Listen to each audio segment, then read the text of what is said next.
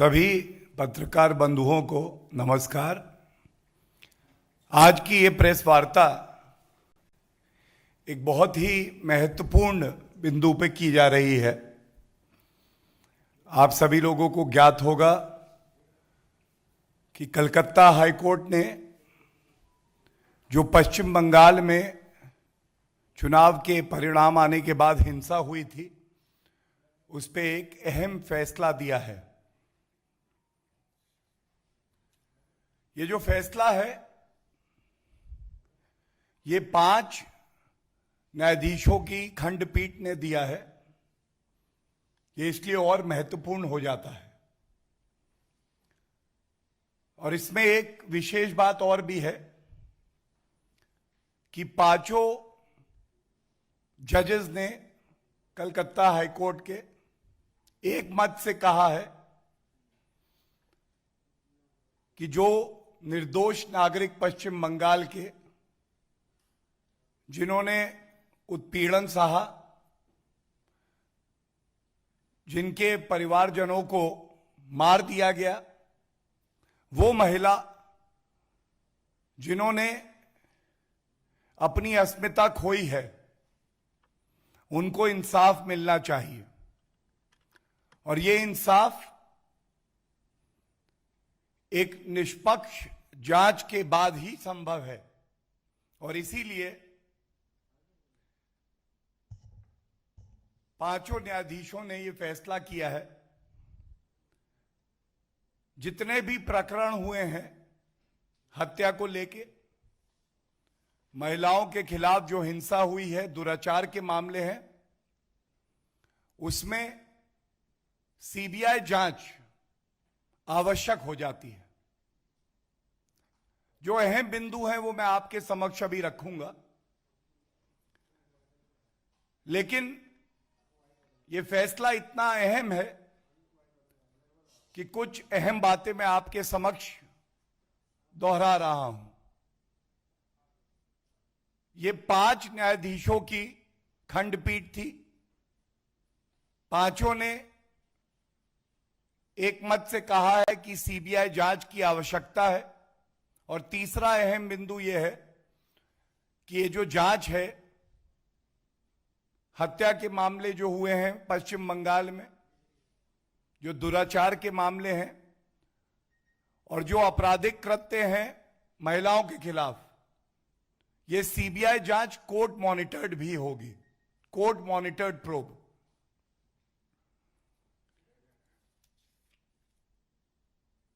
2 मई पश्चिम बंगाल में कानून व्यवस्था गई। यह सारांश है आज के इस फैसले का। और सबसे पहले जो अहम बिंदु हैं फैसले के, जो कुछ टिप्पणियां हैं, आदेश हैं, वो मैं आपके समक्ष रख देता हूं। ये बहुत ही अहम है क्योंकि 2 मई की तारीख जब चुनाव के परिणाम आए, कोई भी जीते कोई भी हारे, कोई भी सत्ता में आए कोई भी विपक्ष में आए, लेकिन लोकतंत्र की जीत होने का अवसर था। It was a reason for celebration. It is unfortunate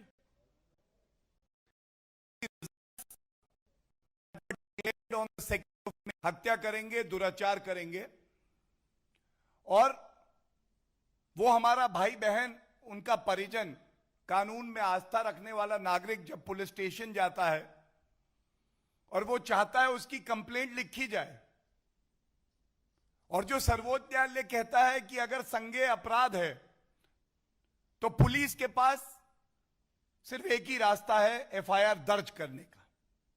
हत्या, दुराचार संगीन अपराध है,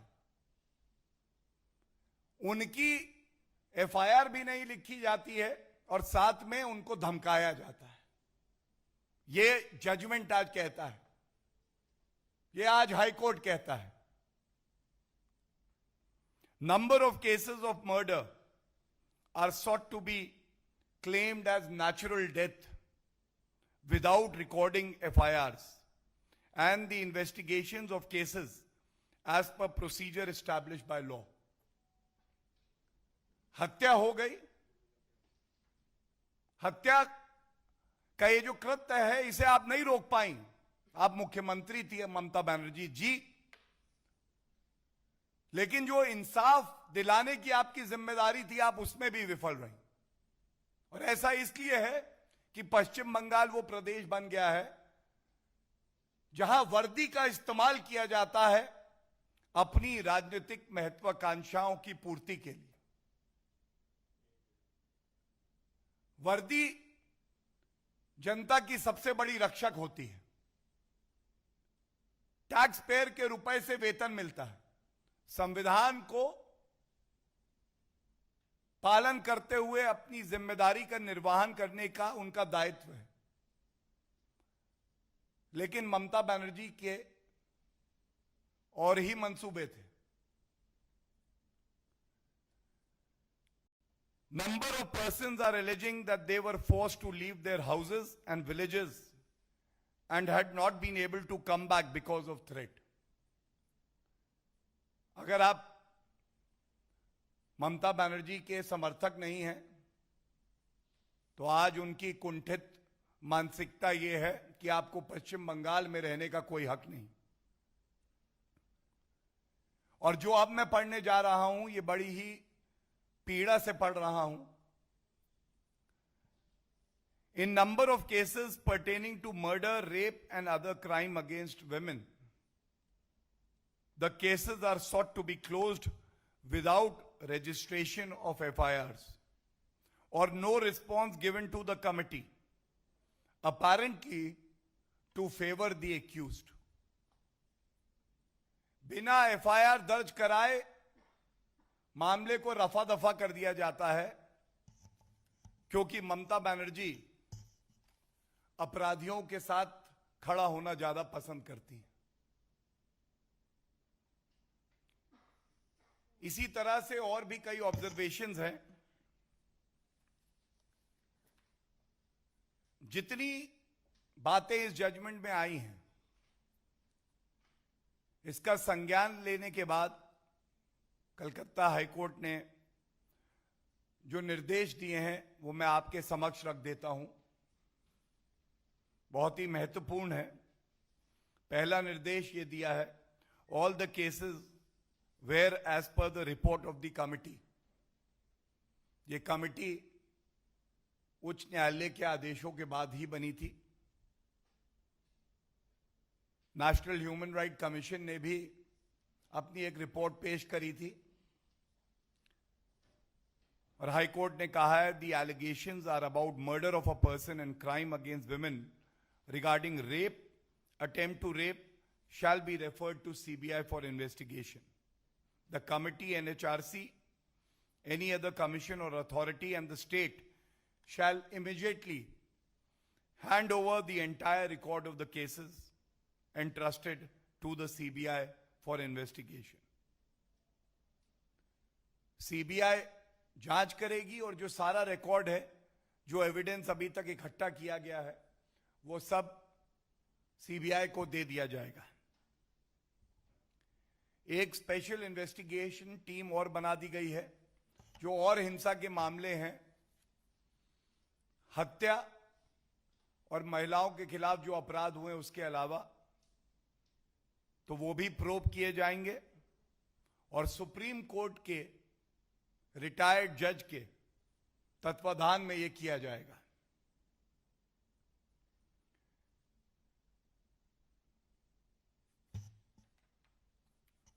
भारतीय जनता पार्टी ने यह मुद्दा पुरजोर तरीके से उठाया।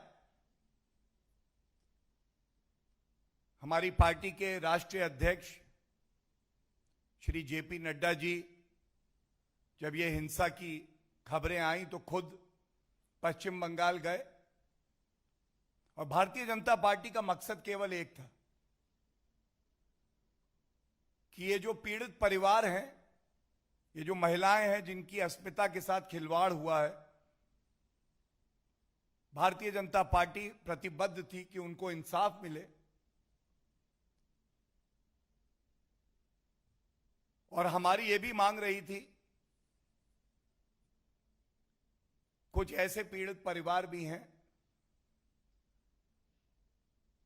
जिनकी आर्थिक हालत बहुत मजबूत नहीं थी, तो उनको सहायता भी दी जाए। और मुझे ये कहना है कि आज पश्चिम बंगाल की कलकत्ता हाईकोर्ट ने इस बात को भी अपने आदेश में लिखा है कि ये जितने पीड़ित परिवार हैं उनको कॉम्पनसेशन दिया जाए। ये टाइम बाउंड विवेचना होगी, ये भी सुनिश्चित किया है कोर्ट ने और कहा है कि 6 सप्ताह के भीतर भीतर सीबीआई और एसआईटी उच्च न्यायालय के समक्ष अपनी स्टेटस रिपोर्ट पेश करेगी। और बहुत ही महत्वपूर्ण एक और निर्देश ये दिया है कि सभी अथॉरिटीज, सभी एजेंसीज सीबीआई और एसआईटी के साथ कोऑपरेट करेंगी, कोई दखल बर्दाश्त नहीं की जाएगी। यह सारांश था जो उच्च न्यायालय ने आज कहा है। और इस लोकतंत्र में हमारे संविधान निर्माताओं ने हमें ऐसा संविधान दिया जिसमें कई स्तंभ होते हैं। भारी मन से यह कहूंगा, पहला दायित्व चुनी हुई सरकार का होता है कि वो अपने नागरिकों की रक्षा करे, उन्हें इंसाफ दिलाए। और यहां ममता बनर्जी विफल रही, फेल रही। उनको एक फेल्ड मुख्यमंत्री कहना गलत नहीं होगा। और पुनः न्यायपालिका ने दिखाया कि अगर कोई मुख्यमंत्री अपने संविधान की शपथ को भूल जाएगा, अराजक तत्वों के साथ खड़ा हो जाएगा, तो न्यायपालिका जरूर नागरिकों का सुरक्षा कवच बन के आगे आएगी। एक महत्वपूर्ण बिंदु यह भी है, जैसा मैंने पहले भी कहा, जैसे ही हिंसा की खबरें आई थी, हमारी पार्टी के अध्यक्ष श्री जेपी नड्डा जी तुरंत पश्चिम बंगाल गए थे। वहां पे उन्होंने बहनों के आंसू पोंछे, जो पीड़ित परिवार थे उनके साथ कंधे से कंधा मिला के खड़े रहे। और इससे सीख लेनी चाहिए और विपक्षी पार्टियों को भी कि ठीक है आप सत्ता में नहीं है, लेकिन विपक्ष की भी एक बहुत बड़ी जिम्मेदारी होती है। भारतीय जनता पार्टी को बहुत बड़े वर्ग ने पश्चिम बंगाल में वोट दिया, एक बड़ी जिम्मेदारी दी विपक्ष की। और यह लोकतंत्र भारत का दर्शाता है कि एक विपक्ष क्या कर सकता है सकारात्मक रूप में। कोर्ट से लेकर सड़कों तक भारतीय जनता पार्टी ने आम जनता की लड़ाई लड़ी, इस मुद्दे को पुरजोर तरीके से उठाया और पुनः आपके माध्यम से जो भाई बहन हमारे पश्चिम बंगाल में हैं, उनको ये एक संदेश जरूर देना चाहेंगे, उनको इंसाफ मिले, ये हमारी प्राथमिकता है। हमारा कर्तव्य है कि हम आपके साथ खड़े रहें, और जब तक आपको इंसाफ नहीं मिलता, भारतीय जनता पार्टी हर उस परिवार के साथ, हर उस पीड़िता के साथ खड़ी है जिसके साथ टीएमसी के गुंडों ने ममता बनर्जी ने अन्याय किया है। अंत इतना ही कह के करूंगा, ये जो एक बहुत मजबूत संदेश उच्च न्यायालय ने दिया है, इसे मील का पत्थर बनना चाहिए। अराजकता की जगह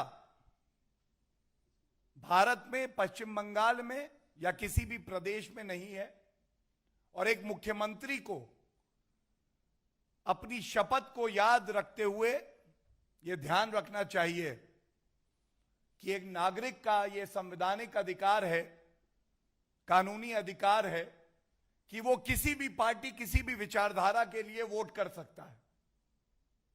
और जब चुनाव जीत के आप मुख्यमंत्री बनते हैं, उसके बाद हर नागरिक की सुरक्षा की जिम्मेदारी वो मुख्यमंत्री की होती है, चाहे उसने आपके लिए वोट किया है या नहीं किया है।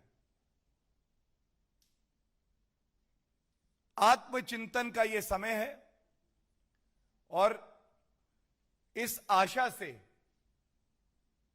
कि उच्च न्यायालय की टिप्पणियों का संज्ञान लेते हुए ममता बनर्जी जी आत्मचिंतन जरूर करेंगी और वो कानून के साथ खड़ी होंगी। जो पीड़ित परिवार हैं उनको इंसाफ दिलाने की अपनी संवैधानिक जिम्मेदारी का निर्वहन करेंगी, और जो अराजक तत्व हैं उनकी जगह केवल जेल में है, यह भी जरूर सुनिश्चित हो जाना चाहिए। धन्यवाद।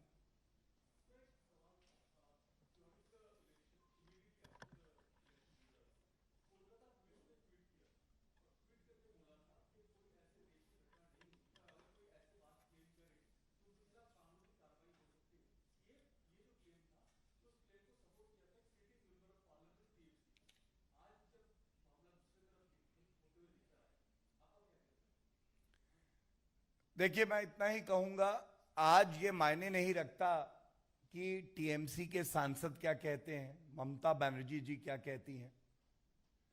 जब कोई चुनी हुई सरकार अपने दायित्व का निर्वहन नहीं करती है, तो हमारे संविधान में ये व्यवस्था है कि नागरिक के मूल अधिकारों का अगर हनन हो तो वो पुलिस के पास जाएगा, कंप्लेंट देगा, उसके बाद एफआईआर रजिस्टर होगी और एक निष्पक्ष जांच होगी। लेकिन जो बातें मैंने आपके समक्ष रखी, ये स्पष्ट हो गया है एनएचआरसी की रिपोर्ट के बाद, उसका संज्ञान लेते हुए, उस पर अपनी मोहर लगाते हुए कलकत्ता हाईकोर्ट ने यह माना है कि ना कंप्लेंट ली जा रही थी, ना एफआईआर रजिस्टर हो रही थी। परिवारों को, पीड़िताओं को डराया जा रहा था मुकदमे वापस।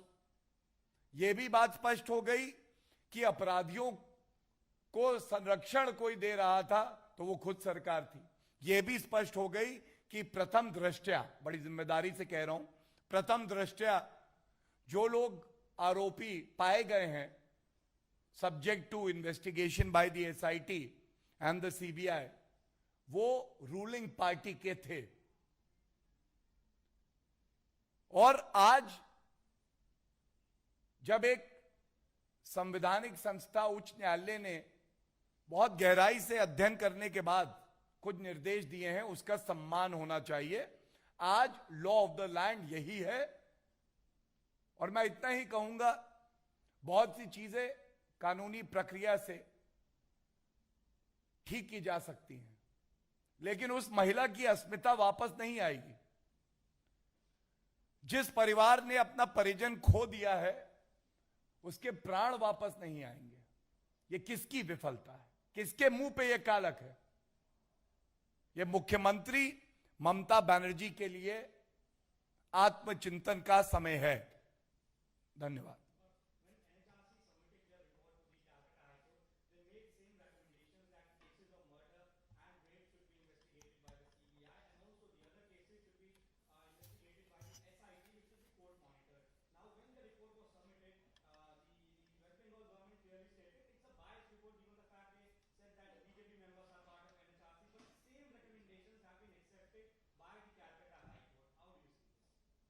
Thank you for asking me this question. because it would give me an opportunity to raise a larger point. The citizens exercise their right to vote. They are biased. The Election Commission of India, if you lose, is biased. If you win, it's fine. The Honorable Supreme Court, which is still seized with the matters pertaining to post-poll violence in West Bengal, according to the TMC, is biased. 5 judges bench of the Calcutta High Court, which has taken cognizance of the in-depth report of the committee and gives a finding against the TMC government, is biased. The Prime Minister of the country, who is serving the people of the country and West Bengal, is biased.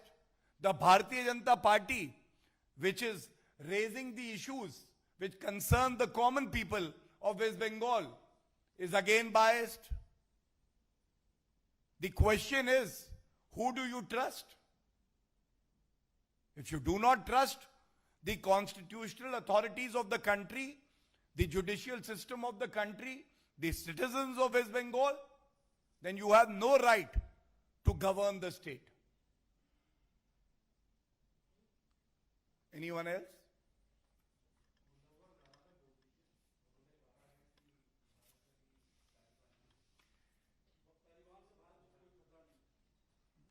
देखिए, ये जो आज का विषय है press वार्ता का, ये बहुत ही अहम है। तो मैं इतना ही कहूंगा कि मैं इसी विषय पे बात करना चाहूंगा। लेकिन जो प्रश्न आपने पूछा है, क्योंकि वो भारतीय नागरिकों से भी जुड़ा हुआ है, और आप सब जानते हैं कि श्री नरेंद्र मोदी जी के नेतृत्व में हमारी प्राथमिकता भारतीय नागरिकों का हित है, तो इतना जरूर कहूंगा कि केंद्र की सरकार, जो परिस्थितियां वहां बनी हुई हैं, उस पर उनकी नजर है, और जब तक एक एक भारतीय को सुरक्षित भारत नहीं लाएंगे, तब तक हम आराम से नहीं बैठेंगे। धन्यवाद।